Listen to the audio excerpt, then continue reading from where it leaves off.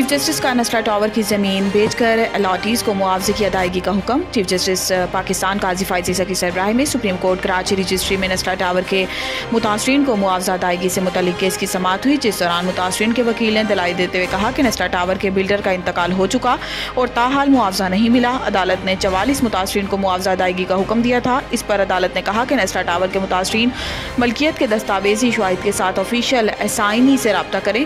अदालत ने नस्ला टावर के प्लाट की मार्केट वैल्यू से मुतल्लिक भी रिपोर्ट पेश करने की हदायत की और नस्ला टावर की ज़मीन फ़रोख्त का इश्तिहार शाया कराने का हुक्म दिया। अदालत ने नस्ला टावर की ज़मीन बेचकर अलॉटीज़ को मुआवजा अदा करने का हुक्म देते हुए कहा है कि नीलामी में आने वाली बोली की भी रिपोर्ट अदालत में पेश की जाए।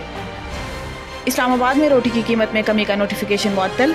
जस्टिस तारिक महमूद जहांगीरी ने नान बाय वेलफेयर एसोसिएशन के सदर की दरख्वास्त पर समाअत की। अदालत ने ज़िला इंतज़ामिया का नान रोटी की कीमतों में कमी का नोटिफिकेशन 6 मई को आइंदा समाअत तक मुलतवी कर दिया।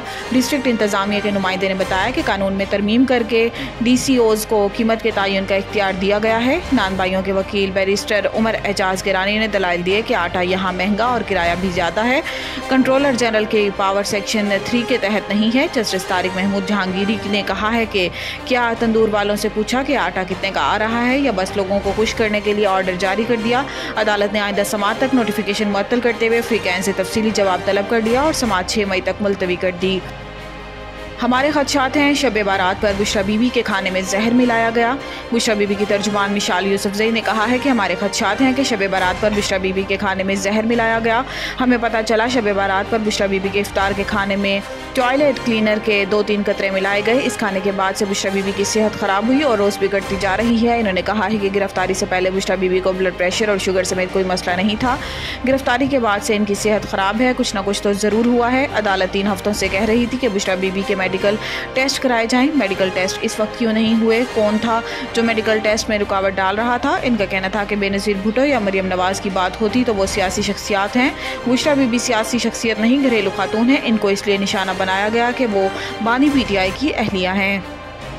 वज़ीर आला बनने के लिए खुद को साबित करना पड़ा, आग के दरिया से गुजर कर पहुंची हूँ।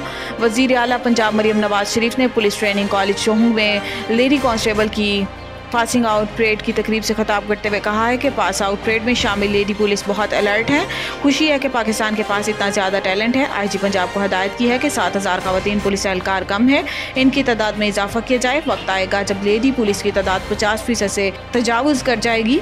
मरियम नवाज ने कहा है कि ख़वातीन बहुत मेहनती हैं, सुपर ह्यूमन की तरह काम करती हैं। माएँ भी, बेटियाँ भी हैं, बहनें भी हैं, प्रोफेशनल भी हैं। जितनी मेहनत से ख़वातीन काम करती हैं कोई सोच भी नहीं सकता। खुशी हुई कि इस दफ़ा पुलिस सोर्ड ऑफ ऑनर एक नौजवान खातून को दी। इनका कहना था कि पहली बार पुलिस यूनिफॉर्म पहना तो एहसास हुआ पुलिस की नौकरी या CM का हलफ हो बहुत ही जिम्मेदारी का काम है। मेरा दिल में इंतकाम का जज्बा नहीं होता, जालिम को सजा देते हुए भी तकलीफ होती है।